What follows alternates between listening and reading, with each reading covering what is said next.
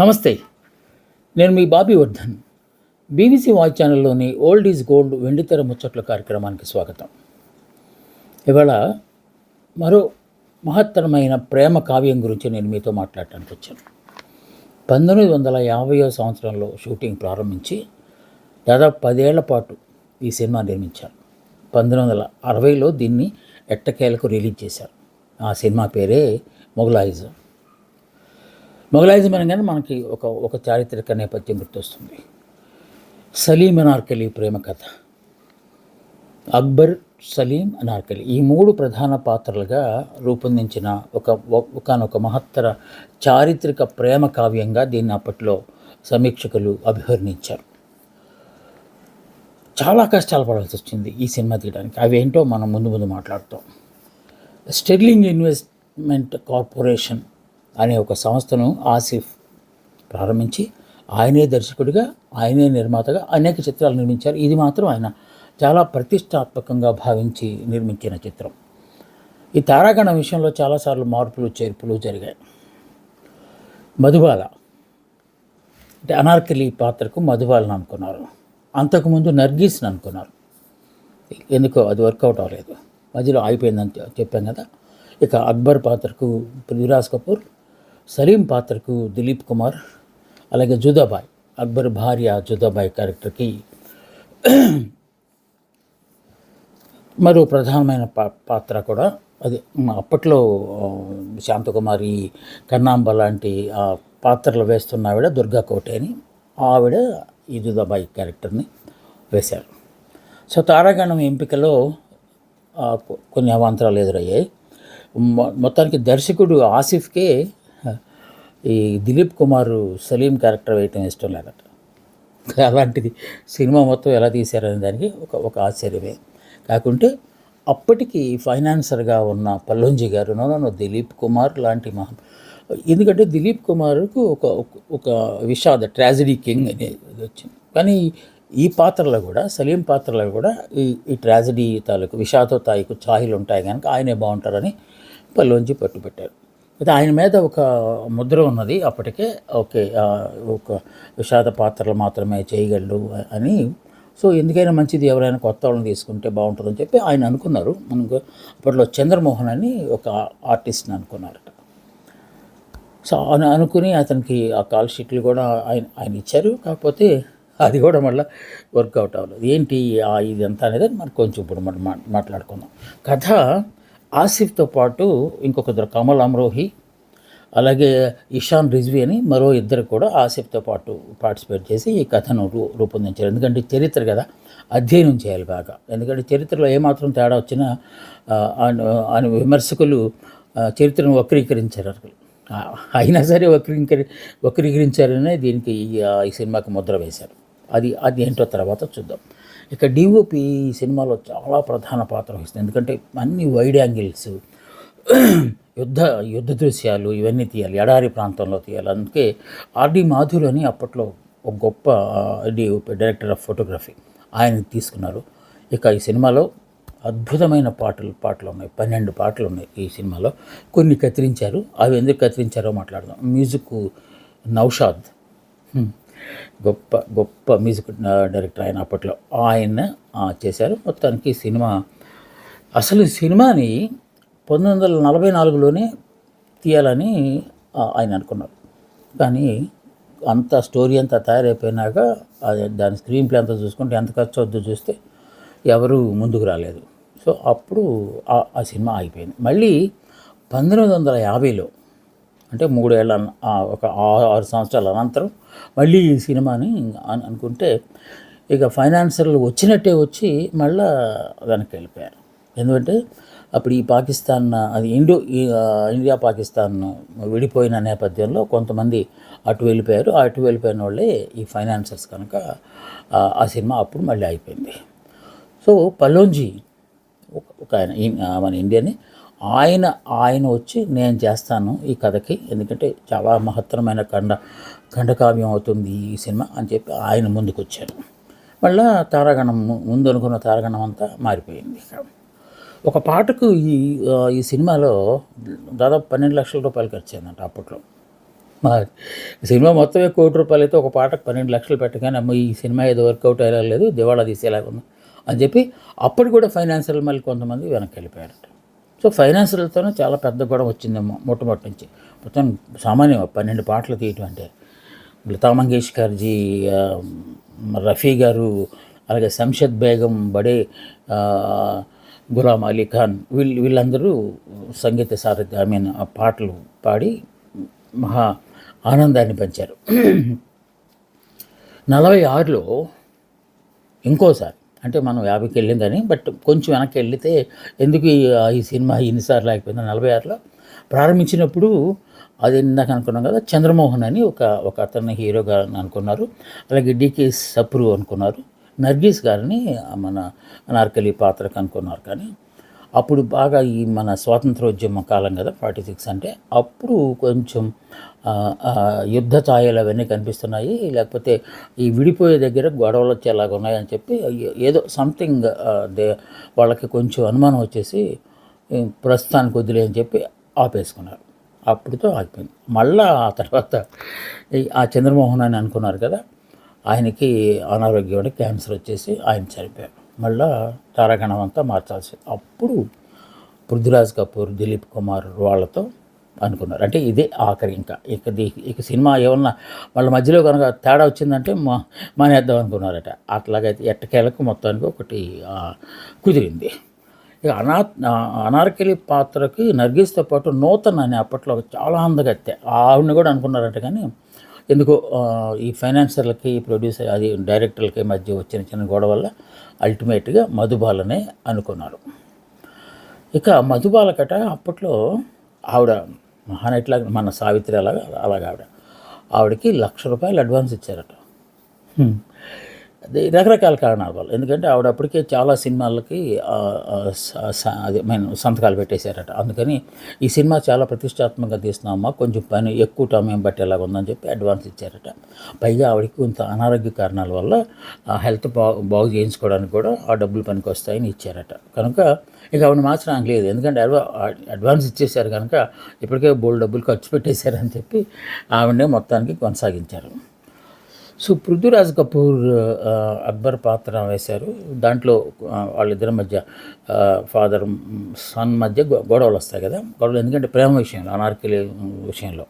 ఆయనేమో పెద్ద రాణి మహారాణులకు ఎవరికో ఇచ్చి, అంటే యువరాణులకు ఇచ్చి పెళ్లి చేయాలనుకుంటే, ఈయన ఏంట్రా బాబు రాజనర్తకని పెళ్లి చేసుకుంటానంటాడు అని చెప్పి వాళ్ళిద్దరి మధ్య ఆఖరికి యుద్ధానికి కూడా దారి తీయాల్సిన పరిస్థితి వస్తుంది కథాంశం ప్రకారం. సో యుద్ధ సన్నివేశాలన్నీ ఎడారిలో తీశారట. అలాగే అక్బర్ పాత్రకు మహాబరువైన ఆభరణాలు పెట్టారు, కిరీటం కానీ, డ్రెస్ కానీ. అసలే పృథ్వీరాజ్ కపూర్ చాలా బలిష్టంగా ఉంటాడు. సో ఆయన ఒంటి నిండా ఆ దుస్తులు, మెటల్తో కూడిన దుస్తులు, ఆ కిరీటాలు, ఖడ్గాలు అవన్నీ పెట్టేసరికి బాగా బరువు అయిపోయిందంట. అందులో వయసు వచ్చేసింది అప్పటికి ఆయనకి. సో ఎడారిలో కొన్ని సన్నివేశాల్లో పాదాలకి ఏమి లేకుండా, అంటే షూస్ కానీ ఏమి లేకుండా, పాదరక్షలు లేకుండా నడవాల్సి వచ్చేసరికి కాళ్ళు బొబ్బలెక్కేసేసి ఆయన అనారోగ్యం పాలు. అయ్యో మళ్ళీ ప్రాబ్లం వచ్చిందిరా బాబు, ఈ సినిమా అయిపోతుంది అనుకుంటే ఆయన మొత్తానికి, ఎందుకంటే సినిమా అంటే సినిమా కుటుంబం నుంచి వచ్చిన ఆయన కదా ఆయన.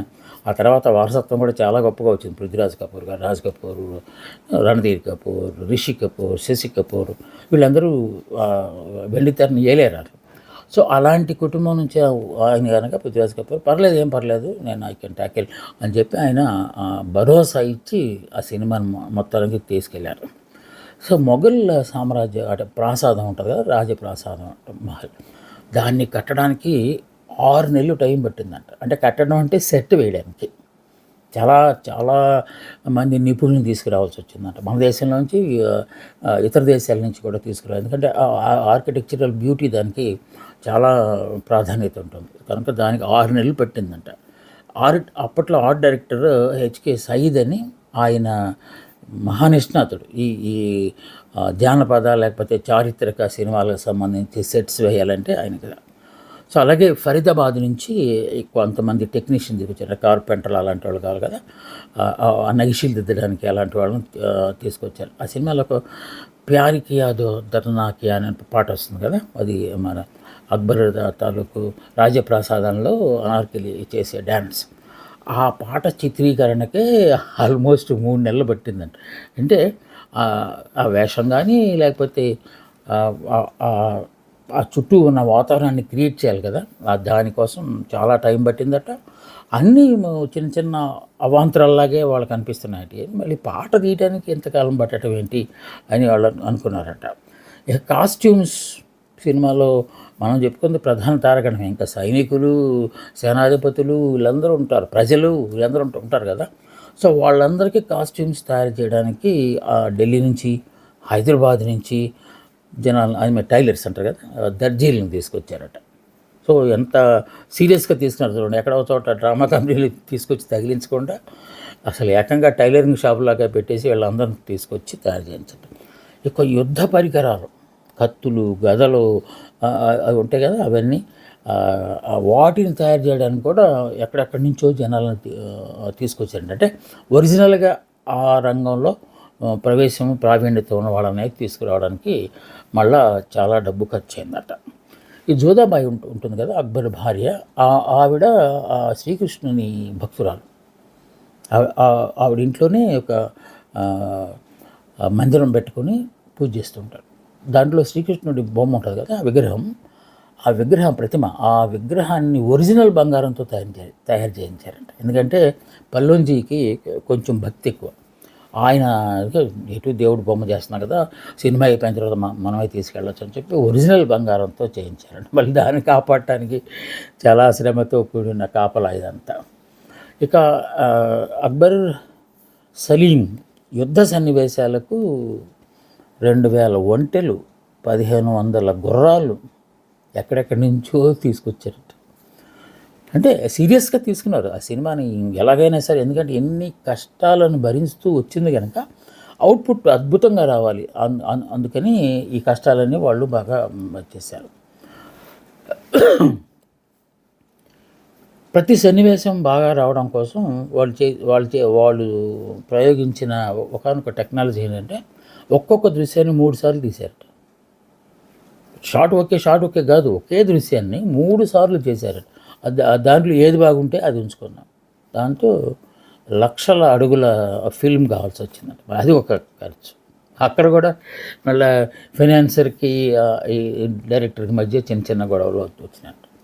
మళ్ళీ ఆర్థిక ఇబ్బందులతో కొంత ఆగిపోయే పరిస్థితి వచ్చినప్పుడు పల్లోంచి అన్నారు, నేను ఎక్కడి నుంచైనా డబ్బులు తీసుకొస్తాను, మీకు ఇక్కడ దాకా వచ్చినాక మనం సినిమా ఆపేస్తే జనాలు నవ్వుకుంటారు అని చెప్పి అనుకున్నారట. ఈ సినిమా తీస్తున్నప్పుడు దిలీప్ కుమార్ మధుబాలకు ప్రేమ. చాలా సినిమాలు గతంలో కూడా మనం చాలాసార్లు మాట్లాడుకున్నాం. ఆ తర్వాత మాట్లాడుకునే సినిమాల్లో కూడా ఈ ప్రేమ జంటలు ఎలాగ వచ్చినాయి అనుకుంటాం. దిలీప్ కుమార్ గారు చాలా సీరియస్గా ఉండే మనిషి. మధుబాల వాళ్ళిద్దరి మధ్య ప్రేమ కుదిరింది. ప్రేమ కుదరటం వల్ల ఇక ఉంటాయి కదా అలకలు, ఇది మాట్లాడుకోకపోవడాలు, కొన్నిసార్లు మళ్ళీ కలిపేవాళ్ళు. దీనివల్ల కూడా సినిమా కొంత డిలే అయినట్టు కనిపించిందంట. అయిపోతే ఇద్దరికి మన ఆసిఫ్ గారు చివాట్లు వేశారట. ఏంటి మీరు సినిమా చేయాలనుకోవట్లేదా, ఈ గిల్లి కజ్జాలు ఏంటి మీకు అది.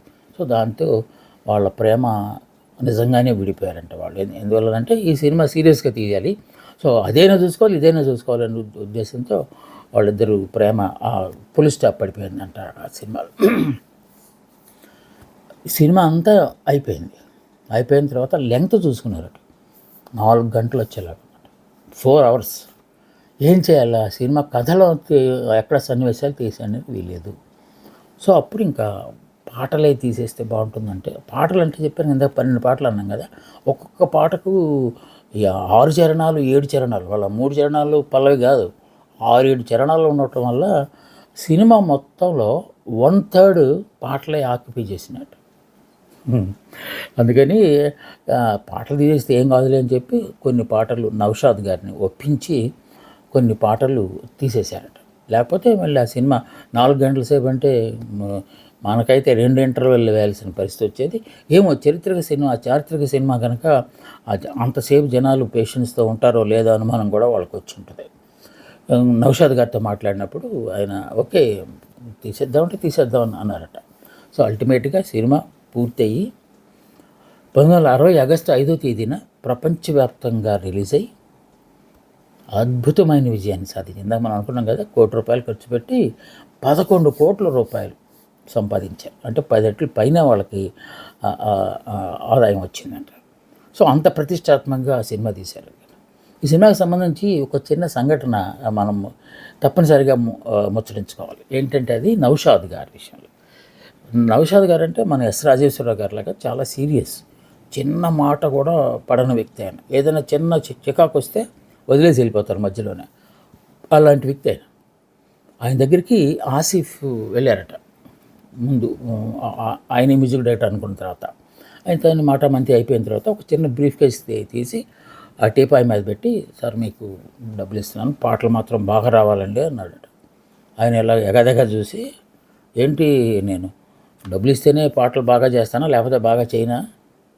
నేను అసలు వస్తుందనే పాటలు బాగా చేస్తాను, బాగా ఉన్నాయని చెప్పి నాకు నచ్చితేనే నేను సినిమాలో ఉంచుతాను, అలాంటి నేపథ్యం నాకుంది. మీరు నాకు తీసుకొచ్చి డబ్బులు లంచంగా ఇస్తున్నారో లేకపోతే నన్ను ప్రలోభ పెట్టడానికి ఇస్తున్నారా అని చెప్పి కోపపడిపోయి ఆ డబ్బులు తీసుకెళ్ళి కిటికీలోంచి ఇసిరి బయట కొట్టేశారు. ఈయన ఆసిఫ్ గారు షాక్, ఏంట్రా బాబు నేను తీసుకొచ్చి అడ్వాన్స్ లాగా ఇస్తే ఆయన ఎలాగ అర్థం చేసుకున్నారంటే వాళ్ళ భార్య వచ్చి, అది మన నౌషాద్ గారి శ్రీమతి వచ్చి ఆసిఫ్ గారితో, ఆయన అంతేనండి చాలా సీరియస్, మనీ విషయంలో ఆయన అంతగా పట్టించుకోరు, సో మీరు డబ్బులు ఇచ్చేసరికి కొంచెం అవమానంగా ఫీల్ అయ్యారు అని చెప్పి ఆవిడ సర్ది చెప్పిన తర్వాత, ఓకే చేస్తాను, సినిమాలో పాటలు రికార్డ్ అయిన తర్వాత అప్పుడు చెప్పండి అని చెప్పి నాకు అదే విషయాన్ని ఆ సినిమా రిలీజ్ అయ్యే ముందు ప్రివ్యూ చూసిన తర్వాత ఆసిఫ్ గారితో నౌషాద్ గారు అన్నారట. పాదాబంధం చేసే ఆయనకి, సారీ సార్ నేను అట్లా అనుకోలేదు, గొప్పగా చేశారు, ఒక సినిమా మన సినిమా సక్సెస్ అవుతుంది అంటే అది ఖచ్చితంగా మీ పాటల నుంచి అని చెప్పి ఆయనే చెప్పుకున్నారు. అయితే సినిమా రిలీజ్ అయింది. సినిమా రిలీజ్ అయిన తర్వాత కొంతమంది అద్భుత ఖండము, చారిత్రక ఖండము, మరో ప్రేమ కావ్యం ఇలా రకరకాలుగా అభివర్ణిస్తూ సమీక్షలు రాస్తే, కొందరు మాత్రం చరిత్రను వక్రీకరించారు, చరిత్రలో లేని చాలా అంశాలను సినిమాలో పెట్టారు అని చెప్తే, కోర్స్ వాళ్ళు కూడా సమాధానం చెప్పారు. సినిమా అంటేనే కల్పితంగా ఉంటుంది, చరిత్రక సినిమాలు తీసినా కూడా ఆడియన్స్ దృష్టిలో పెట్టుకుని కొన్ని మనం యాడ్ చేస్తూ ఉండాలి అని చెప్పి సమాధానం చెప్పారు అక్కడక్కడ ప్రెస్ మీట్లలో. ఇక ఈ మ్యూజిక్ డ్యాన్స్ విషయంలోకి వచ్చేసరికి కూడా కొన్ని అభ్యంతరాలు, అంటే చాలామంది చాలా కీన్గా అబ్జర్వ్ చేస్తారు కదా ఈ సినిమా క్రిటిక్స్, వాళ్ళు చెప్పారట బాణీలు ఇప్పుడు అక్బర్, సలీం వేళ కాలంలో వచ్చిన ఈ బాణీలని మన ఆధునిక బాణీల్లాగా వాటిని పెట్టారు. అసలు ఆ నృత్య రీతులు కానీ చేసిన బాణీలు కానీ ఇప్పటివి కానీ మనకు అప్పటి చరిత్ర కదా కావాల్సింది అని చెప్పి కొంతమంది, అంటే ట్యూన్స్ చేసేటప్పుడు నౌషాద్ గారు కూడా చెప్పారట, కొంత నేను మిక్స్ చేస్తాను అని. అంటే ఎక్కువ శాస్త్రీయ సంగీతం అలాగే జానపదాల మీద కూడా ఆధారపడి ఆ సాంగ్స్ చేశారట. దాని మీద కూడా కొంత విమర్శ వచ్చిన మాట వాస్తవమే. ఈ సినిమా బాంబేలో మినర్వా థియేటర్ అని ఒకటి ఉంటుంది. సంవత్సరాల తరబడి సినిమాలు ఆడాలంటే ఆ థియేటర్నే తీసుకుంటారు. ఈ సినిమా అక్కడ 3 సంవత్సరాలు ఆడిందంట. 3 సంవత్సరాలు. మనం 100 రోజులు అంటే ఏదో అనుకుంటున్నాం, 100 రోజులు, 200 రోజులు, సంవత్సరాలు, 2 సంవత్సరాలు, 3 సంవత్సరాలు. జనాలు ఆశ్చర్యం కాబట్టి క్యూలో నుంచున్నారట, లేదు రోజుల తరబడి. రేపైనా మనకు అవకాశం వస్తుందేమో, రేపైనా మనకు అవకాశం వస్తుందని చెప్పి. ఇంకా ఆశ్చర్యకరమైన అంశం అంటే చెప్పుకోవడానికి అతిశక్తిగా ఉంటుంది, కానీ ఆ క్యూలో ఉన్న వాళ్ళకి కుటుంబ సభ్యులు భోజనాలు తీసుకొచ్చేవాళ్ళ ఇంటి దగ్గర నుంచి. అంటే మనం ఒకప్పుడు అనుకున్నాం కదా, ఎన్టీ రామారావు గారి సినిమాలు, నాగేశ్వరరావు ఎన్టీ రామారావు గారు నటించిన సినిమాలు కొన్నిటికి బళ్ళు కట్టుకుని వచ్చి సినిమాలు చూసేవాళ్ళట అన్నట్టుగా ఇక్కడ కూడా గ్రామీణ ప్రాంతాల నుంచి వచ్చిన వాళ్ళు క్యూలో నిలబడితే కుటుంబ సభ్యులు భోజనాలు తీసుకొచ్చేవాళ్ళు. అంటే అతిశక్తి అయిండొచ్చు, కానీ బట్ అంత ఆదరించారు ఆ సినిమాని అని చెప్పడానికి. సో ఈ మినర్వా థియేటర్లో 3 సంవత్సరాలు ఆడింది కదా. షోలే సినిమా 1975లో వచ్చిన షోలే సినిమా 5 సంవత్సరాలు ఆడింది. సో ఆ సినిమా వచ్చేదాకా మొగలాయిజందే రికార్డు.